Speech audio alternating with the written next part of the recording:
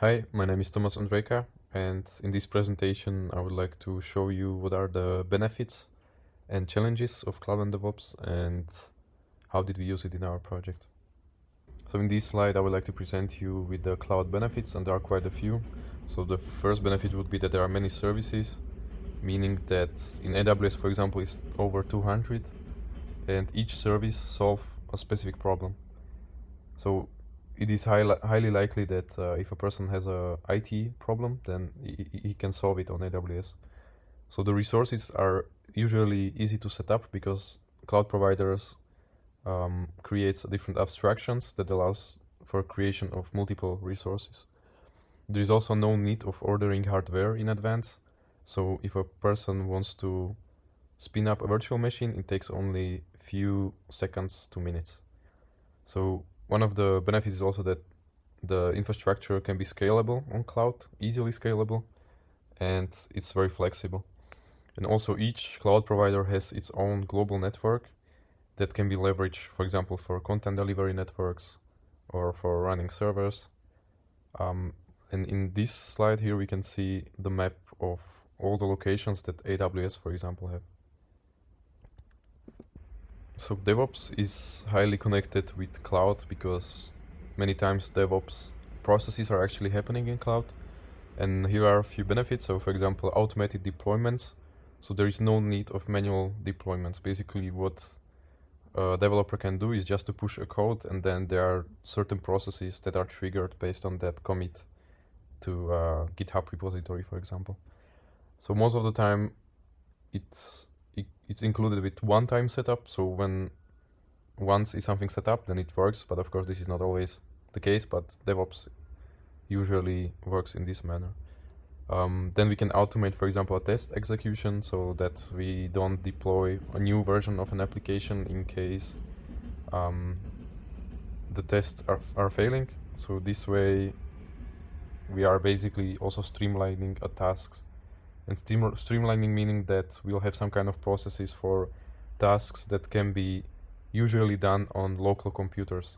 And if we streamline the task, then we have also a history of, for example, code execution or command line executions. So there are a number of challenges of cloud and DevOps, and what I would point out is the first one is a steep learning curve, meaning that there are many theory and many concepts that needs to be learned before using cloud and DevOps, and it takes a lot of time and effort to learn those.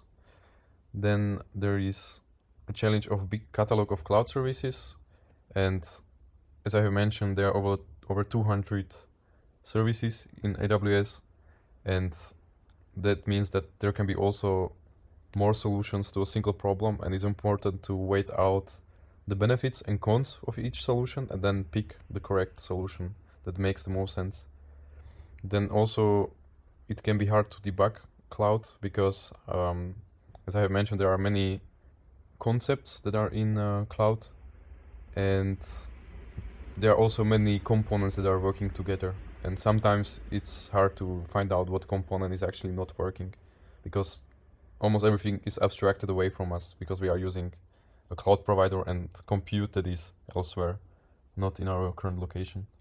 And also one challenge is a vendor lock-in, meaning that if you want to use a service, for example, from Amazon, you are most likely to create a solution tailored only to the AWS.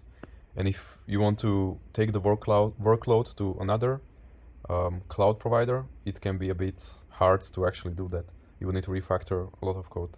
There are solutions for it like Kubernetes and Docker, but that's not scope of this presentation. So cloud tools that we have used our projects are mainly AWS, GitHub Actions, and Jira automations. So we have used AWS for creating resources and exposing the app to the internet. And for example, this is our infrastructure that we have used in the project. It contains a number of components, and most of them were abstracted away by a cloud provider. So we have used GitHub Actions also in our project for automated CI/CD pipelines, and we have made it so that the only need for change is in a Git repository, and when there is a change, then a new version is deployed there were certain rules that were set, for example, that the change needs to be in main branch so that we are not deploying the applications from feature branch, because that doesn't really make sense. And then we have used the Jira automation for automating certain tasks or processes that we had, and they were mostly related to pull requests in our GitHub repository. So my contributions to the project, so it was helping with infrastructure, setting up CI/CD pipelines, backend API, and statistics.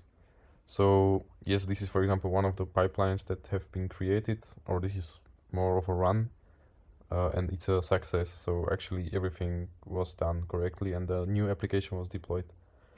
Then I have worked with backend API, and I was creating a different endpoints that then the front-end application can use. So what I have contributed to also is statistics on front-end application. I have made a solution that basically computes the points for the graphs in client.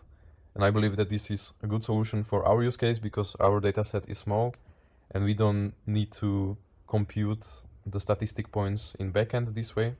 But I believe that this is not the most scalable solution because when there will be thousands of movies, it can be hard for the computation on client. So regarding the learning outcomes, there were quite a few.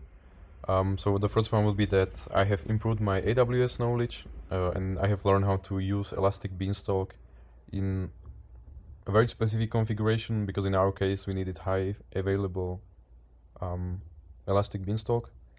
Then I have learned how to use Docker environment variables and how to pass environment variables into a Docker container. I have learned how to debug virtual machines and Docker containers that are being hosted in cloud. I have improved my design of REST API architectures. I've improved Spring Boot knowledge. And one thing that also I have improved upon is collaboration skills. And it's because I am currently taking an exchange abroad and it was a bit challenging to work with my group online and through different time zones. But I think as we went through the project, I've learned how to do it better and better. Yes, so thank you for your attention and have a nice day.